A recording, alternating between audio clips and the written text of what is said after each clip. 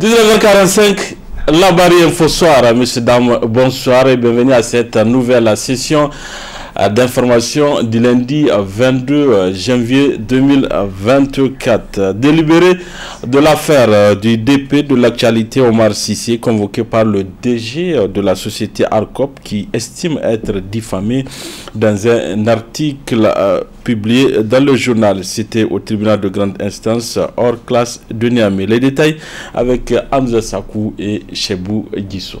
Cité à comparaître devant le juge ce lundi 22 janvier suite à une plainte motivée par un article publié le 8 janvier dernier dans le journal Actualité, le directeur de publication de cet organe de presse, Omar Cissé, a répondu présent au tribunal de grande instance hors classe de Niamey pour le délibéré de l'affaire. Notre camarade et confrère Omar Cissé vient de ressortir, vient de recouvrer son entière liberté, notamment à travers le retrait de la plainte par le plaignant, à savoir le directeur général par intérim de l'ARCOP, qui, vous vous rappelez, avait décidé de porter plainte contre notre camarade pour diffamation.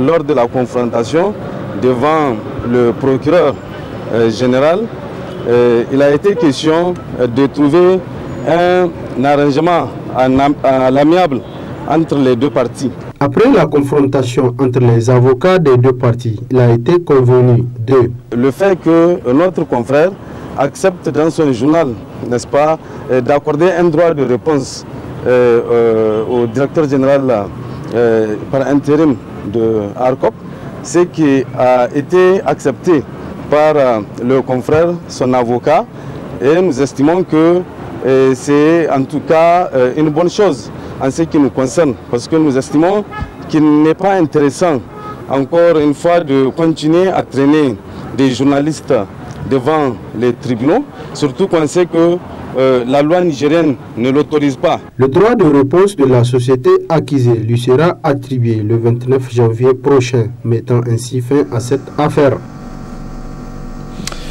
Rôle et contribution des scolaires de l'ESCOM pour la promotion de la nation, du patriotisme et de la valorisation de la culture au Niger. C'est le thème de la semaine culturelle, scientifique et sportive des élèves et étudiants de l'école supérieure des sciences de la communication et des médias. C'est le secrétaire général du ministère de la communication, des postes et de l'économie numérique qui a procédé au lancement des activités. Le résumé avec Ismaël Moumouni et Smaila Abdoulaye. Valoriser leur culture et leurs valeurs sociales en vue de mieux le conserver et de promouvoir le patriotisme, tel est l'objectif visé à travers cette semaine culturelle, scientifique et sportive de l'étudiant de l'école supérieure des sciences de la communication et des médias, ESCOM, ex-IFTIC. Rôle et contribution des scolaires de l'ESCOM dans la promotion de la notion du patriotisme et la valorisation de la culture au Niger, un thème qui trouve tout son sens avec le renversement du régime, comme en atteste l'union des étudiants nigériens à l'ESCOM. Notre pays traverse, depuis le 26 juillet 2023, une situation politique, économique et sociale porteuse d'espoir, mais difficile à cause des sanctions illégales, illégitimes, inhumaines, iniques, cyniques, sadiques, injustes et sataniques imposées par la CEDEAO à l'encontre du peuple souverain du Niger. Le peuple souverain du Niger qui a fait preuve de résilience, du patriotisme et de dignité sans pareil. Ce sont là autant de défis pour nous jeunes étudiants à relever. C'est dans ce contexte que le comité exécutif de l'ESCOM a songé initier cette activité pour valoir notre culture et faire la promotion du patriotisme. La semaine culturelle, scientifique et sportive est devenue la plus grande activité culturelle permettant aux étudiants de comprendre et de découvrir les potentialités culturelles et patriotiques que regorge notre pays à travers des animations culturelles, des conférences, débats sur des thèmes patriotiques. À travers ce thème, le secrétaire général du ministère de la Communication, des Postes et de l'économie numérique a rappelé le rôle important qui incombe aux apprenants de l'ESCOM. Ce thème met également en exergue les responsabilités qui reviennent désormais aux élèves et étudiants de l'ESCOM quant au rôle éminemment capital qui sont appelés à jouer, rôle essentiellement basé sur le prise de conscience collective et le sacrifice de soi en vue de défendre à tous égards l'honneur de la patrie. Chers élèves et étudiants, vous représentez aujourd'hui la crème et la fine fleur de notre jeunesse sur laquelle repose incontestablement l'avenir de notre pays. À cet égard, vous avez une responsabilité particulière à jouer dans la promotion des valeurs civiques, notamment le patriotisme et des valeurs culturelles. Vous êtes l'un des acteurs et gardiens de notre patrimoine culturel que vous devez préserver et transmettre aux générations futures. Cette promotion peut être faite à travers la tenue des événements culturels ou grâce à des productions médiatiques. Vous n'avez pas donc droit à l'erreur. Au cours de cette semaine, il sera question de créer un cadre de renforcement de la cohésion sociale dans la communauté estudiantine, créer également un cadre d'échange et de partage sur l'importance de la consommation locale en milieu estudiantin, mais aussi amener la jeunesse estudiantine à comprendre les enjeux économiques liés à la promotion de leur culture et à la consommation des produits locaux. La ville de Maradi abrite depuis ce matin une rencontre d'échange qui porte sur l'apport du pétrole dans le budget de l'État et des collectivités territoriales pour la période 2011-2021, organisée par le ROTAB avec l'appui financier de ses partenaires. Le point avec notre correspondant régional, Yacouba Oumarou. Organisé par le réseau des organisations pour la transparence et l'analyse budgétaire ROTAB, publié ce que vous payez, ce forum de Maradi est un forum de partage du résultat de l'étude sur l'apport du pétrole dans le budget de l'État et des collectivités territoriales de 2011 à 2021 avec les détenteurs de droits du projet. Informez-vous de vos droits pour obtenir un dédommagement correct. Organisé à l'intention des organisations de la société civile, des groupements féminins et des jeunes, des conseils élus et des cadres techniques, ce forum de 48 heures qui porte sur l'apport du pétrole dans le budget de l'État et des collectivités pour la période 2011 à 2021 permet aux acteurs de faire une analyse conséquente de la contribution du pétrole dans le processus de développement économique et social de notre pays. C'est le deuxième vice-maire du conseil de la ville de Maradi qui a présidé la cérémonie d'ouverture des travaux du dit forum. En dehors des retombées du pétrole pour les communes bénéficiaires directes, les inscriptions budgétaires de l'État intègrent effectivement les apports du pétrole en vertu du principe de l'unité de la caisse de l'État. C'est pour ainsi dire que même s'ils ne sont pas précisément inscrits de façon détaillée dans les dépenses, elles figurent dans les recettes de l'État. Sur ce, j'invite les différents acteurs d'apprécier à leur juste valeur les contributions du pétrole dans le développement économique et social de notre pays. Cependant, les plus hautes autorités de notre pays, avec à leur tête le général de brigade Abdrahmane Tchani, président du Conseil national pour la sauvegarde de la patrie, bien que garant de la continuité de l'État, mènent un combat sans relâche pour défendre la souveraineté de notre pays et valoriser davantage les ressources pétrolières pour un meilleur développement de notre pays. Par les données statistiques dans cette étude, l'apport du pétrole ne permet guère de hisser le budget de l'État ni des collectivités territoriales. En somme, de 2011 à 2021, les pourcentages enregistrés issus du secteur pétrolier sont trop faibles pour une meilleure contribution attendue dans le budget de l'État ainsi que des collectivités territoriales. M. Hamidou Moussa du ROTAB revient sur les objectifs du forum. Ce forum va encore donner et outiller nos détenteurs de droits dans les 4 communes à avoir une idée des retombées ici de l'exploitation du pétrole dans notre pays, parce que nous avions eu à s'appesantir sur l'utilisation de ces retombées dans les années antérieures, telles que de 2011 en 2023. Le Rotab Niger s'engage donc à poursuivre ses actions de renforcement des capacités de plaidoyer, de contrôle citoyen de l'action publique, gouvernance des ressources naturelles, de dialogue et de concertation multi-acteurs, ainsi que la promotion, la protection et la défense des droits humains.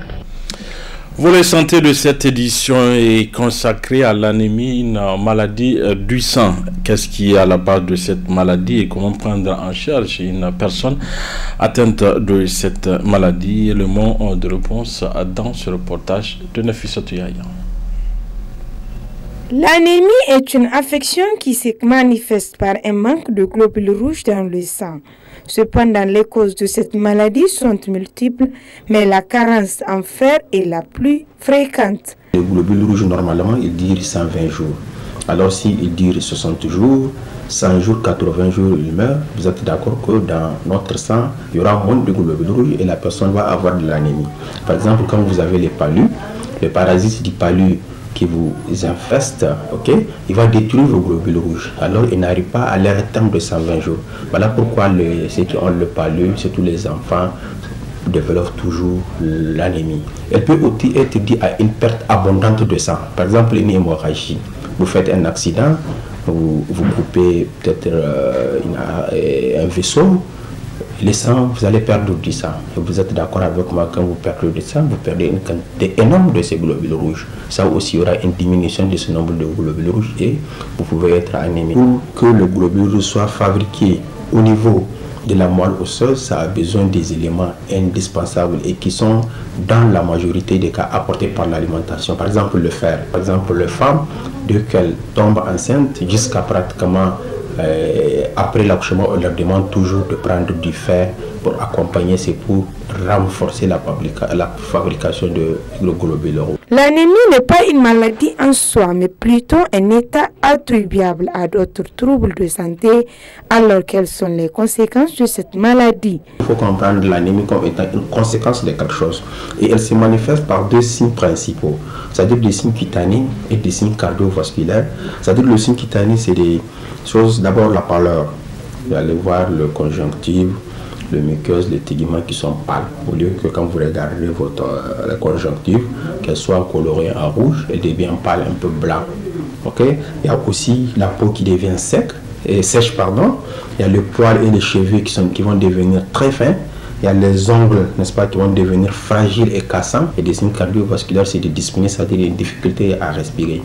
Vous avez des difficultés dès que vous faites un petit mouvement, une petite activité physique, dès que vous marchez, vous vous étouffez, vous avez du mal à respirer, vous avez une tachycardie, votre cœur qui va fort, vous avez des édèmes de membres inférieurs. Les personnes les plus exposées, d'abord la femme. La femme, elle est parce que des natures, vous savez, la femme, chaque mois, elle perd du sang à travers leurs règles. Au moment de la grossesse, imaginez quand une femme est enceinte, pratiquement son besoin double. Il y a d'abord son besoin, elle, la maman, mais aussi les besoins du bébé, c'est-à-dire du fœtus qu'elle porte.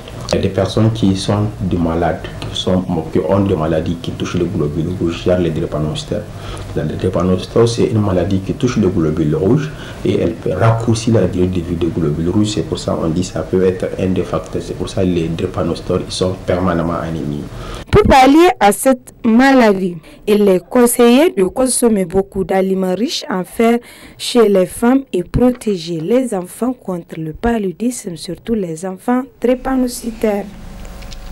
Allons à la découverte d'une localité du pays, à savoir Saï, une localité située dans la région de Tillabéri. Très bonne réception à vous.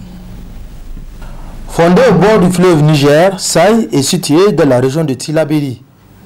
Cette ville du sud-ouest du Niger a vu le jour en 1825 grâce aux marabouts venus du Mali répondant au nom de Mohamed Djobbo, en atteste l'actuel chef de canton. To saide mayo murakan na sinji halaiga to aga ngano na mayo dan kanti Alpha Muhammad Jobbo kan yi kaga to sayo igoga dirano diraubo monigo donc hano kan hane ikani itun cinora adi kan gai dirawo site koine adi kan neno nga himaka goro ngati anenga borese nga dirawo asaye mantikala isake ci na no ai sine sa isan zarmaki na no me anenga dirawo asaye fulanci naga nga gati dirawo asai dirawo sino koine ane ne ga tingai goro dogo ngati sayo mayo asilo nan kan ahun nalle sai arsilama tare ko arano arsilama yanno na sinji kanti Mamman Jobbo walino dine walimo arsilama tarera burkul gabe hay kangati wali tarana goronda adirawo bumbo mo kul kangate arsilama tare dirawrana go nga deno na ga jihadda zanan kan atun kala ka ga gorone arsilama tara de ga ta goyo. Localité religieuse dans laquelle se trouve la première université islamique de la sous-région, mais également la première madrasa au Niger, le canton de Saï compte aujourd'hui plus de 82 000 habitants. La commune couvre une superficie de 673 km², dont une population de 82 625 habitants. Elle est composée de 50 villages administratifs et 40 hameaux. Donc les principales activités que mène la commune, d'abord il y a l'agriculture, il y a l'élevage, la pêche et l'artisanat. Mais notre principale culture, c'est l'agriculture, parce que l'agriculture, on le fait ici dans la commune plusieurs fois, parce qu'on avait 4 aménagements hydro-agricoles. Et les 4 aménagements hydro-agricoles, on fait 2 campagnes par an, après la campagne de la saison pluvieuse. Malgré l'arrivée des colons qui aboutit au découpage administratif, Saï a toujours gardé ses traditions. Profondément attachés à la religion islamique, les jugements se font auprès des Al-Khali, c'est-à-dire le chef religieux. Ama kite hon kuna bai ko te ndum baga se baga ke fombo fon kai go go dimbo ni ga dibon kai mo iga ke bakan sande ay go man tenge sigin ko yina ga ke dama justice hon kuna zabana ka justice baga se ya dinga ba ko justice ko dinga heno wat fo na baba ko ya ka sani fo lan ka bonde no ko ne donc kite mo ka so ngi go da gitan ke banno justice mo wadinga bonga ga bogyan sambane o aido kan ga kiti se boyan ka kan ga de kamati sanno ga bisan dim ko ido ba before da dai na burfon sama kan farisan no ikatai nango Qur'an kare maga ko ita dugi wa fakan Qur'an kare mamante me idu ga faham da kare kuma kitiro zanika kitira manti tilo sono kali min no kimi nisin da kimi ya dinga zanigo ka min kan lakalora awu ma koyi imin tarandi wali min no kimi ya dinga hal kito ni no kimi ni gom kim deno dina ni ga tar mun bai kan wallahi ni sin kim deno ni mu ga hotto sambu to bo fanga di hala ko ite ban ke bai sai kam isina kimi shari'ara ni ga di bora aga ifo ga nga binara wodi mo kuli bilis goyen deno no da bo famu to no aga bisaga ko den bo yendi. La situation d'insécurité qui affecte la région de Tillabéri n'est pas sans conséquence sur la vie des habitants de Saï. Nous traversons un certain nombre de difficultés relatives à la situation sécuritaire. Vous n'êtes pas sans savoir que suite à l'insécurité qui s'est vue au Niger, il y a des mesures de restriction qui ont été prises. Malheureusement, notre commune fait partie avec l'interdiction de circulation des motos qui a quand même démobilisé la population, parce que vous n'êtes pas sans savoir que nous avons effectivement des marchés hebdomadaires hebdomadaire et même les déplacements d'un village à un autre, d'un point de santé à un autre, d'une école à une autre s'effectuent régulièrement sur les motos. Aujourd'hui, qu'elles ne sont plus en circulation, c'est vraiment un sérieux problème. D'autre part, également, il y a un nombre important de la jeunesse qui se retrouve dans ces activités sur ces motos, notamment les mécaniciens, les vendeurs de pièces de marché, les transporteurs communément appelés kabu-kabu. Voyez-vous, aujourd'hui, toutes ces jeunes-là sont quand même en train de croiser les bras. Saï dispose d'un marché hebdomadaire qui anime chaque vendredi. C'est dans cette concession que repose le fondateur de Saï, Maman Diop, décédé dans les années 1830.